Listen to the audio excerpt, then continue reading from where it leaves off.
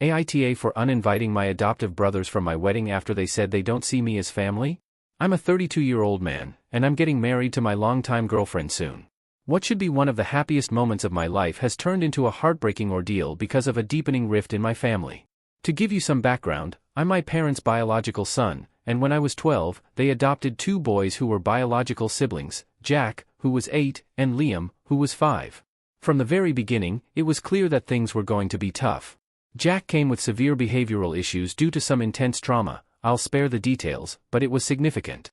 I tried my hardest to be understanding, but living with him was nothing short of exhausting. His outbursts were constant, and I often felt like I was walking on eggshells, terrified of setting him off. As we grew older, I continued to try to be there for Jack, despite everything. A few years ago, Jack fell into a devastating drug addiction.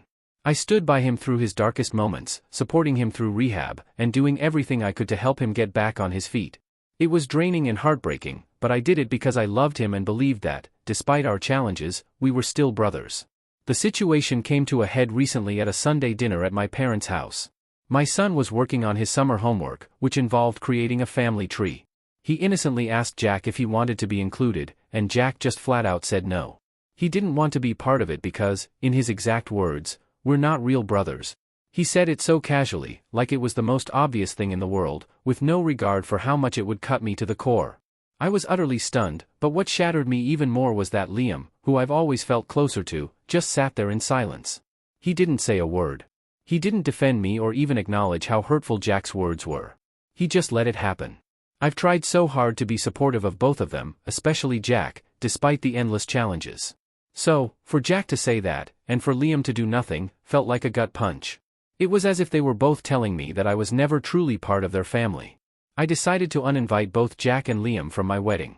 My fiancé has been nothing but supportive of my decision, but my parents are furious.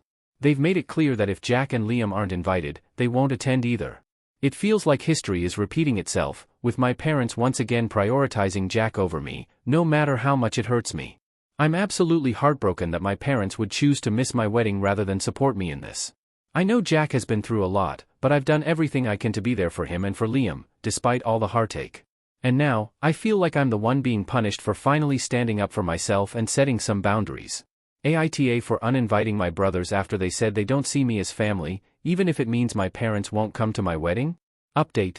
I'm honestly still reeling from everything that's gone down since my last post. First off, thank you to everyone who took the time to comment. I've read through all your advice, and it's been a lifeline. But buckle up, because things have taken a wild turn. After hearing from so many of you, I decided I needed to talk to Liam. We met up at a pub, and I just laid it all out there, how hurt I was when he didn't say anything after Jack made that awful comment about not being real brothers. I was half expecting him to defend himself, but what I got was something entirely different. Liam confessed that he's been living in fear of Jack for years. He told me he kept quiet that night because he was terrified of setting Jack off, not because he agreed with him. Then he dropped a bombshell. Despite being Jack's biological brother, he's felt just as much of an outsider in our family as I have. The constant pressure from our parents to cater to Jack's every whim has worn him down, too. Liam assured me that he's always seen me as his brother and that he regrets not standing up for me sooner. Hearing that was a huge relief. He's completely on my side now, and we agreed that if Jack can't respect me as a brother, he has no place at my wedding, or in our lives. But just when I thought things couldn't get more intense, my parents decided to make everything worse. I sat them down and explained why I uninvited Jack, hoping they'd understand. Instead, they threw down an ultimatum: if Jack isn't invited, they're not coming to my wedding. No room for discussion, no empathy, just flat-out refusal. I was gutted. After all these years of putting Jack's needs above mine, this is how they repay me? I couldn't hold back anymore. I let out all the anger and frustration I've been bottling up for years. I told them how I've always been the one sacrificing, how they've always prioritized Jack, and that I was done being treated like I don't matter. I made it clear that if they choose not to come to my wedding, they're making their choice, and I'll make mine. With that, I walked out, leaving them to stew in their own decisions. Out of nowhere, Jack started bombarding me with the nastiest, most hurtful texts I've ever received. He accused me of turning Liam against him, of ripping the family apart, and had the audacity to call me selfish for abandoning him. He ranted about how he never felt like he belonged in the family and how it's all my fault for pushing him away. His words hit hard, but they also opened my eyes. Jack has spent his whole life blaming everyone else for his problems, and I've been his favorite scapegoat. This time, though, I'm not letting him guilt trip me. I didn't even respond, I just blocked his number. If he can't see what he's done wrong, then there's nothing more to say. Liam was livid when I told him about Jack's messages. He's more determined than ever to support me, and we've decided to go low contact with our parents until after the wedding. Liam's been a rock through all this, helping me with the wedding plans and making sure I'm not dealing with this mess alone. So, the wedding is still happening, but with a much smaller guest list. My parents haven't reached out since our argument, and at this point, I don't care if they show up or not. This day is about me and my fiancée, and I'm not letting anyone, not even my own family, ruin it. Thank you again for all your support and advice. I'll keep you posted if anything else happens, though I'm really hoping my next update is just about how amazing the wedding was. Fingers crossed. Update 2. Hey everyone, I wanted to give an update after everything that's happened over the last week. A lot has changed, and I'm grateful to say that things are moving in a much better direction. 2 days after the text argument with Jack, he reached out to me. I wasn't sure what to expect when he asked if we could meet up, and I was reluctant but I agreed. When we sat down, the first thing he did was apologize. He told me how sorry he was for what he said to my son and admitted that he didn't know why he said it. Jack seemed genuinely remorseful, and I could tell that he really meant it. This wasn't just another apology to smooth things over, this was different, and it felt sincere. After apologizing, Jack took a deep breath and confessed something that I probably should have seen coming. He told me that he had relapsed before the argument even happened. Hearing that hit me hard. It explained so much about his behavior in the weeks leading up to that moment, the irritability, the distance, the way he was withdrawing from everyone. I realized that I had missed all the signs. I'm not proud to admit it, but I was so caught up in my frustrations with Jack's behaviors and my wedding that I didn't stop to think that something deeper might be going on. Jack's confession wasn't just about the relapse, it was about taking responsibility in a way he's never done before.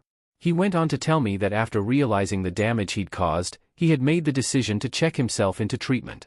This might sound like a typical step, but for Jack, it was monumental. In the past, Jack's only gone into treatment because he was either sectioned by social services and forced into it, or because my parents threatened to kick him out if he didn't get help. But this time, he made the decision on his own. That was something he'd never done before, and it showed me that he was serious about wanting to change. He told me that he is doing this because the prospects of losing me, his brother, was too much and he couldn't handle it. He wants to take this seriously because he wants to show me he can do it. He told me he sees me as his family, and he feels so guilty for making me feel like I wasn't his family. Jack has also agreed to start taking medication to help calm his nerves, something he would never do before. It's now been about 5-6 days since Jack checked himself in for treatment, and I've been visiting him regularly. At first, I went alone because I wasn't sure how my son would feel about seeing Jack so soon after everything that happened. But after a few visits, I felt it was important for my son to see that Jack was making an effort to make things right. So, I brought him along, and Jack took the opportunity to apologize to him directly. It was a really emotional moment for me as a parent. My son is still young and doesn't fully understand everything that's been going on, but he could see that Jack was sorry, and that seemed to make a difference to him.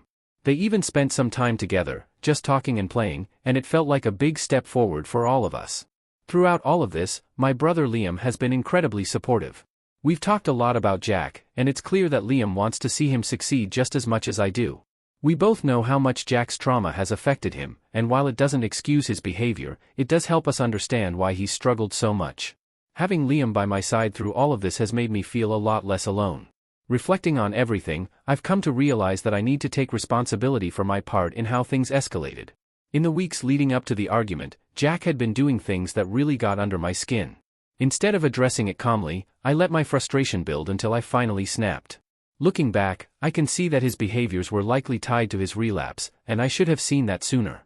I feel guilty for not recognizing the signs and for reacting the way I did, but I'm trying to focus on what I can do to support Jack now that he's taking his recovery seriously. When I wrote my first 2 posts, I was in a place of deep frustration with Jack, and though nothing I said was incorrect or a lie, I definitely painted a picture of Jack's most negative moments without everything else. I want to remind everyone about Jack's trauma. Jack was a victim of severe abuse by his biological family, including extensive CSA, Liam also, but Jack's was a lot more intense. Jack jokes now that he was their biological father's favorite in all the wrong ways.